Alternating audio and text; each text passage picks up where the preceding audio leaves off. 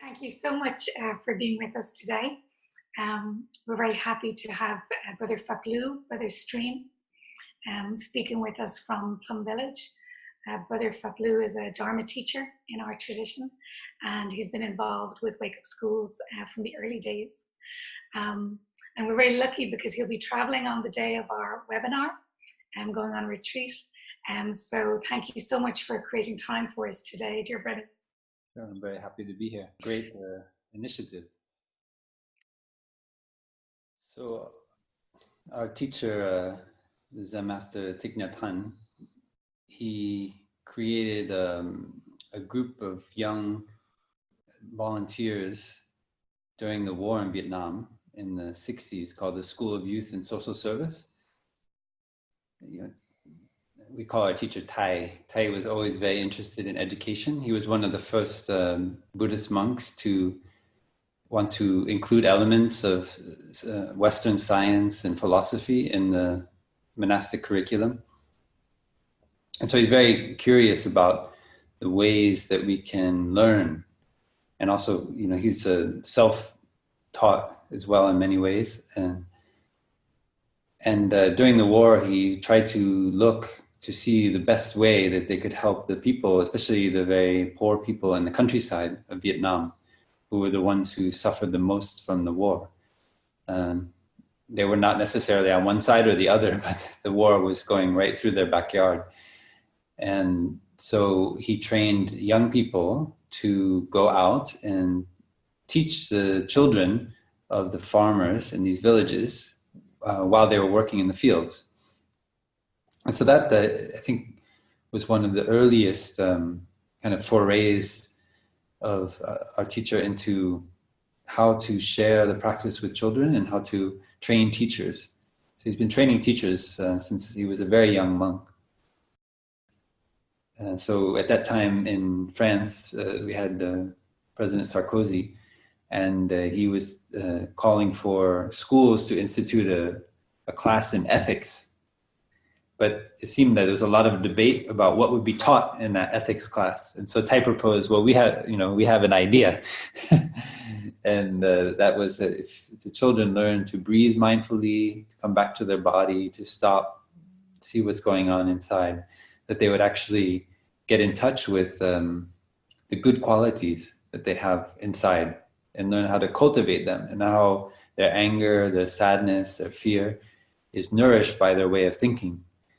And so just by looking deeply, we can, stopping, coming back to our breathing, we can actually live a more ethical life. And that's called applied ethics. And that became the basis for what we now call Wake Up Schools. So we started doing more and more retreats for educators in Asia and in Europe, in North America. And we started thinking about having training materials for the teachers, because although teachers would get transformation and healing in the educators' retreats, they also wanted something to bring away with them from the retreat. So we started with Professor Catherine Weir, we started developing a manual that would cover the basic Plum Village practices. And that became the Happy Teachers Change the World book, which is now the kind of textbook training manual for Wake Up Schools. And eventually we saw many teachers who wanted to go more deeply into the practice and have more support in learning how to share Plum Village practices in the school. And so we developed, beyond just having a retreat, we developed a kind of one-year training program. So over the past few years, we've had a number of people in North America, as well as in France and Spain, going through this one-year training program. It's a mentorship program with an established Plum Village Dharma teacher or mindfulness teacher. And the idea is that at the end, you're a happy teacher. It doesn't mean you're happy all the time, but it means you know how to take care of yourself in order to generate happiness. And Thai had a famous drawing, which is a circle with an arrow pointing in. The way out is in. If we are able, as a teacher, to take care of ourselves, then we learn how to take care of our family, we learn how to take care of our colleagues, and then also our students, and then the parents of the students, and the circle expands outward. But if the first person doesn't know how to take care of themselves, then they cannot help the other person to take care of themselves. So that's why in Wake Up Schools, we always say that the practice starts with ourselves, with the teachers. So that's always been a constant current of Wake Up Schools. First, getting the teachers to touch freedom and joy and happiness in a retreat usually. And then it's very easy. Quite naturally, they will want to share it with others. People will ask, well, how do you feel so much lighter, so much happier? What did you do? And then, it becomes an opportunity to share. And that is kind of the style of Wake Up Schools. We did a number of interventions in schools in England, in America, in India, Indonesia, a little bit around the world. But we learned that what actually sticks and has a greater impact is the personal experience, the transformation that a teacher can get on a 5 or 6 or 7 day retreat, either in one of our practice centers or a retreat center. And so now I think we focus more on those retreats and with then ongoing training after the retreat for teachers.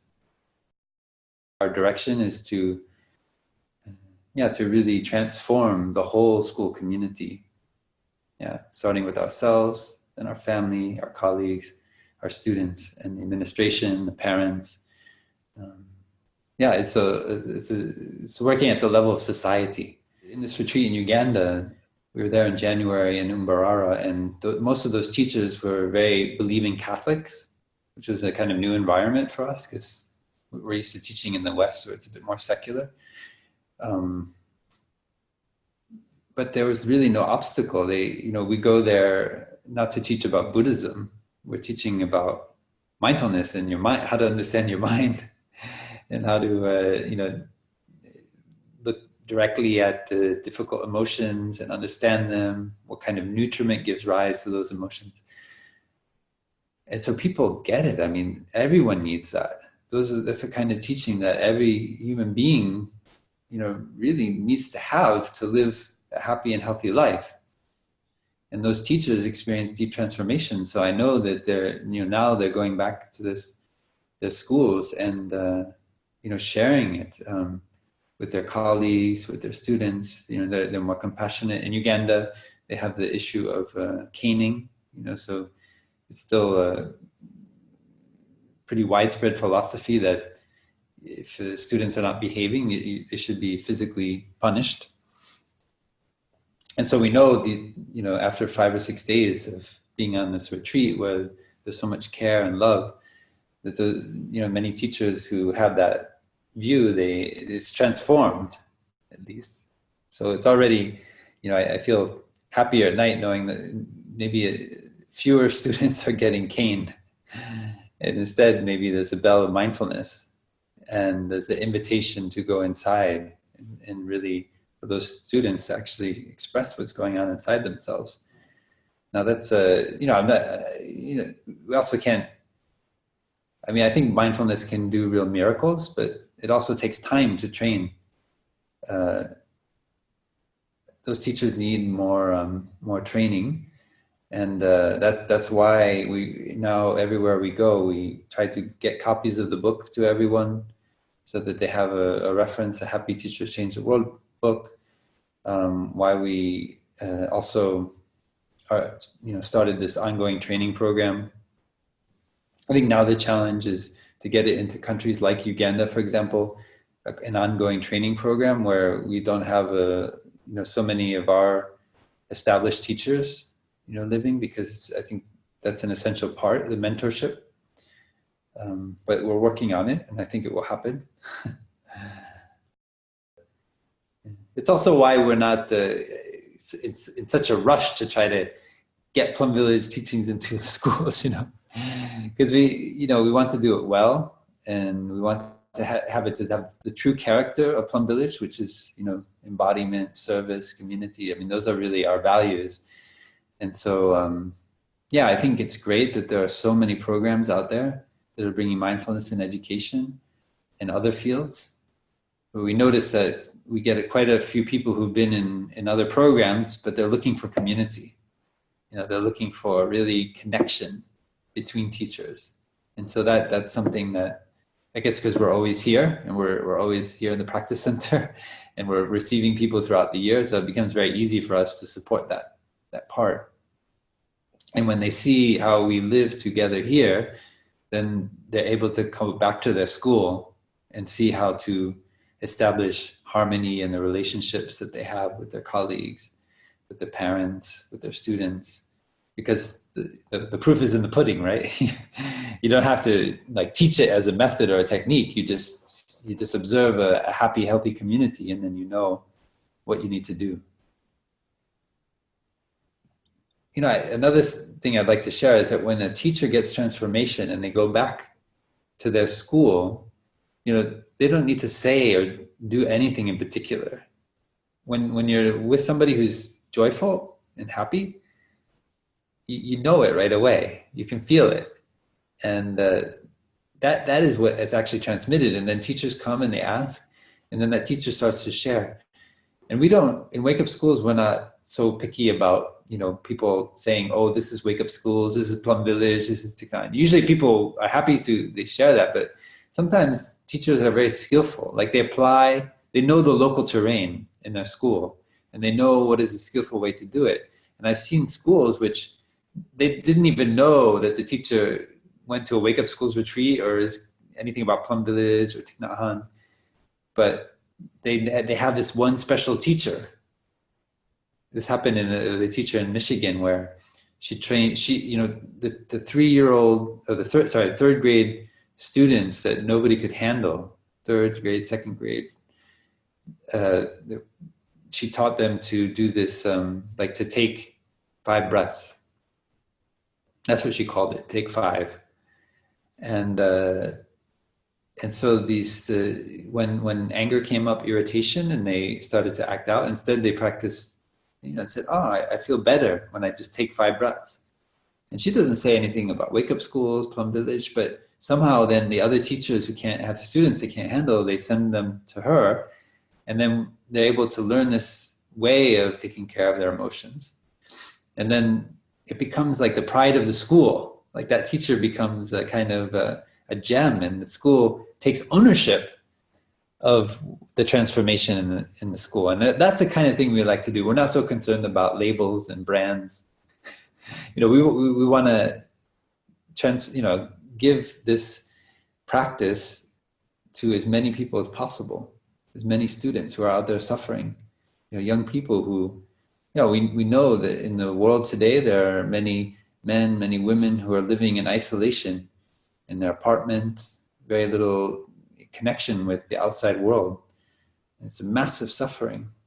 With technology, we can live like that, but with emotions, we cannot live like that.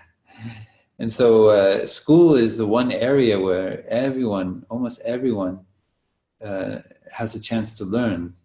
And it's a public space where I feel we need this practice. It's our obligation as human beings really to help our young people especially take care of their emotions, because we don't know one day where they will be and what kind of suffering will come up.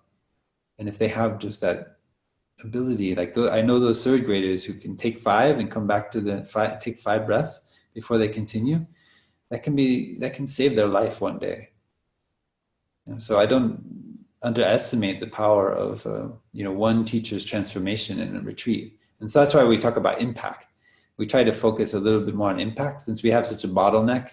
We can only do so many retreats in the year, those of us that are trained to lead those retreats. So that's a bit what we're doing now in terms of traveling around and teaching. I think my favorite practice now is to embrace, a painful feeling.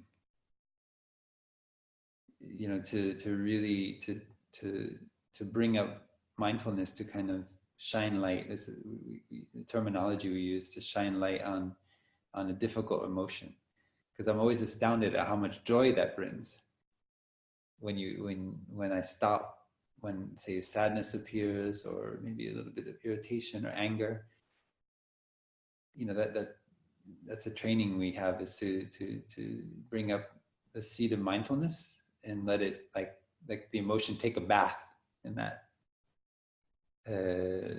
light of that mindfulness. Our teacher often call it a mindfulness bath, and it's amazing how quickly it can transform into joy and happiness when you take care of your suffering like that. So this past year, that's been my favorite practice, is actually look forward to having a difficult emotion like sadness and anger, because it's like I get to put it to kind of bathe it in mindfulness, because it's really miraculous, the transformation. Usually we avoid our difficult emotions, right? But now I'm like, oh wow, that's cool, you know. Before, I'm able to smile and say, wow, that's so cool. In the past, when I would curse and get angry or something that went wrong, I can just say, wow, that's amazing, incredible. It's really like, even I used to do that with irony, but now it's like really incredible. Like suffering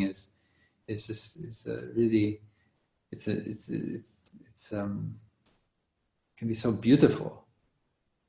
Like looking at a galaxy or a nebula and the stars. It's like, wow, it's an object of wonder when we take the time to look at it, rather than just acting out of it, speaking or whatever, just thinking out of it, but actually just stop and, ooh, what is this?